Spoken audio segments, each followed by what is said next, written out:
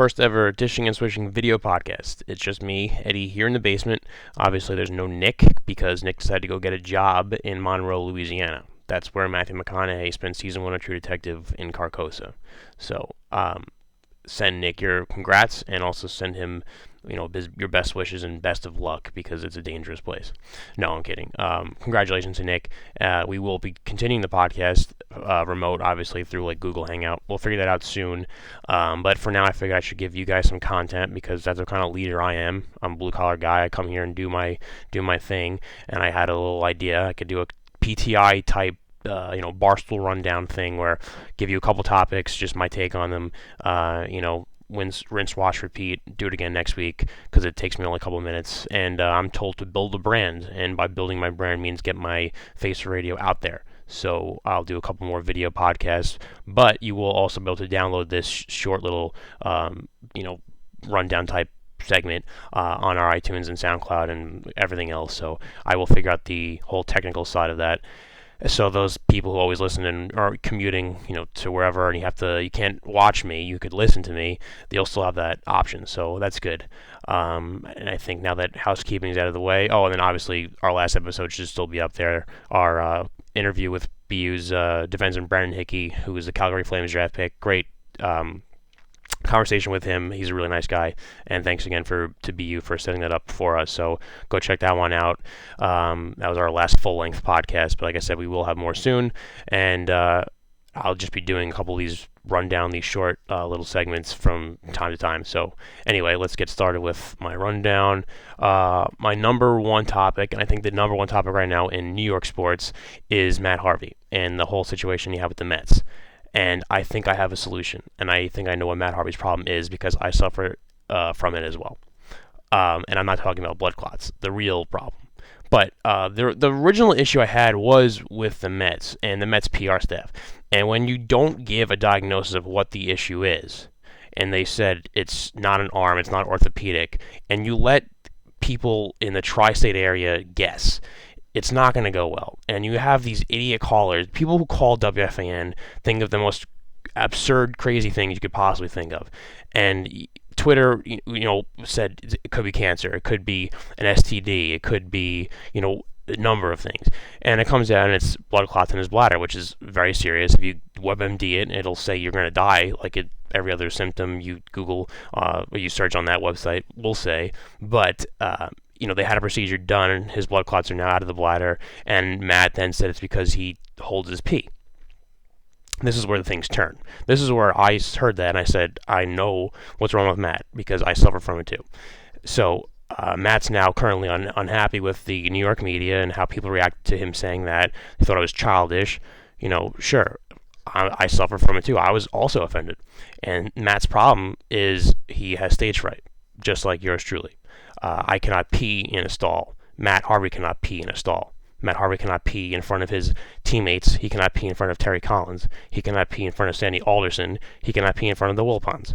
Could you imagine being in a stadium that has 30,000 people and you have to pee and you're on the mound and you have to walk off and unzip your pants and then take the cup off and then you have to go in there and there's a trainer going, "Oh, Matt, are you okay?" He has to pee, but you're going to follow him there.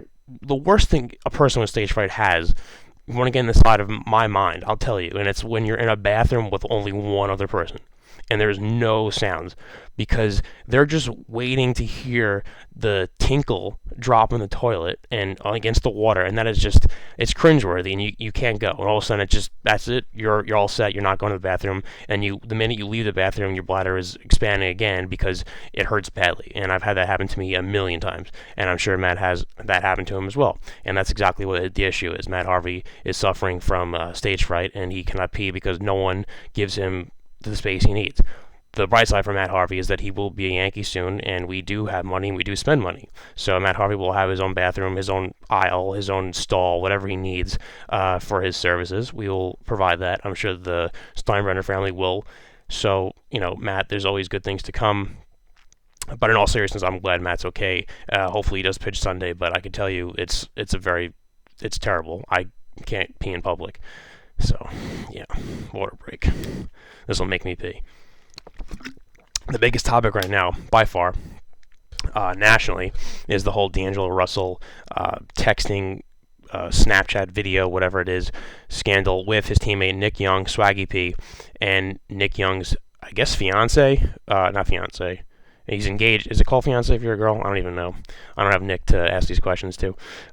He's engaged to Iggy Azalea, who is a singer, a rapper, something, and he was bragging about being a 30-year-old guy and getting with some 19-year-old girl at the club. It's fine. It's what every athlete does, and that's the narrative that everyone's saying. People are now more mad at D'Angelo Russell for filming it and the video somehow leaking. D'Angelo Russell swears that he never did it. He said, hand over his heart, he did not do it. Now information is coming out that it was Nicki Minaj who has a beef with Iggy Azalea. So it's like the old school rap feuds with like Biggie Smalls and Tupac. It's now women fight, and the men are just like chess pieces. They're irrelevant. They're pawns in the women's game, and they're playing these two basketball players and making them look like idiots. But the thing that I don't get is how the whole nation, everyone I work with, everyone that I read and watch and listen to says, D'Angelo Russell's behavior in the locker room is terrible. You cannot have that. Look, since when did cheating just become a thing where it's like, oh yeah, sure, fine, whatever? Like, I've never seen a guy get a free pass in my life the way he did. It's just like it's expected because he's an athlete and he makes millions of dollars, that they just brush it off saying, oh, well, it's expected of him. Like, no, it's disgusting behavior. I sound like almost like a loser saying it because it's like, oh, well, what is it? Snitches get stitches. Like, bro code, follow bro code, locker room ethics. Look, I'm not an athlete. I don't understand that. But Nick Young did something wrong. Nick Young probably wouldn't be on this Lakers roster if he didn't go to USC. D'Angelo Russell's the future. You cannot trade the second overall pick. It's absurd. He's a young kid. He's doing something stupid. For example, I won't use his name, but we have a friend.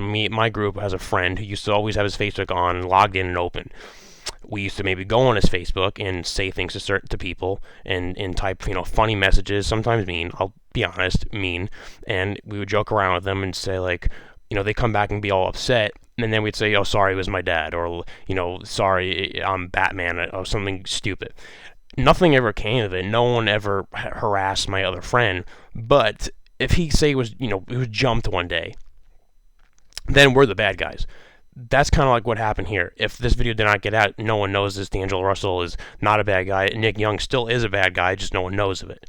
But now that it came out, D'Angelo Russell's the bad guy.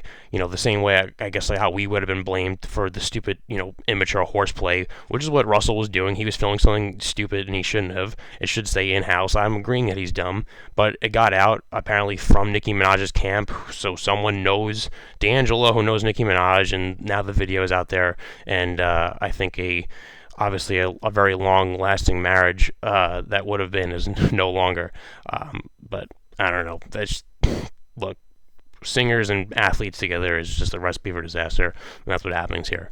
To stay on the basketball topic, Phil Jackson, the Knicks president of basketball ops, is now in a motel of some sort or a house in Woodstock, New York, taking his spring break vacation after he just was on a 2-week trip to Los Angeles. I was in LA. I saw Phil Jackson sitting in much better seats than I was in, next to Steve Mills, the New York Knicks GM. I guess the LA weather there was not good enough, so he wants to go to cold upstate New York in Woodstock. And he tweeted that out, and he said, "Embrace the serpent." No one has any idea what that means, except for me. Embrace the serpent means, it's almost like what the Sixers say, trust the process. Embrace the serpent means that I'm Phil Jackson, I have a plan, you'll be very happy this offseason. So that's what I'm going to go with. Because one of two things will happen. It's either going to be he's fired, or the Knicks are going to be a championship contender. There's no other outcome. There's no gray area. In 1 year's time, by next year, Phil Jackson will either be where he is right now with the Knicks because the Knicks have a great team, or he will be retired, fired, not working for them. It's just one of those two options. So he says embrace the serpent. I'm fully embracing the serpent, whatever that means. But that means that the Knicks will be good and he has a plan. I don't know what drugs he's on, but it's going to work. So trust me on that one. The last combo of topics I have all kind of stems from last night at the Mike and the Mad Dog reunion. That's where I was. I wanted to pay $100 to watch something that I could have seen or listened to for free. So that was a big mistake on my part. I'm wearing the headset like they are, like the ShamWow looking guy. I'm selling stuff on an infomercial. No, thank you to Jada's parents for this. Actually, it's good. The first part of it, 1A, I'd say, is the whole Ryan Fitzpatrick. He was in the crowd, and he was the only athlete to stay the entire 7.5 hours that the show was. Like, Justin Tuck left, and Allen Houston left, Larry Johnson left, John Starks left, Victor Cruz left. I'm naming all these people who, scummed them out and left. But Ryan Fitzpatrick, who was like not even from here, he's only been in New York for a year. I think he was born in Arizona. He went to Harvard. People forget that.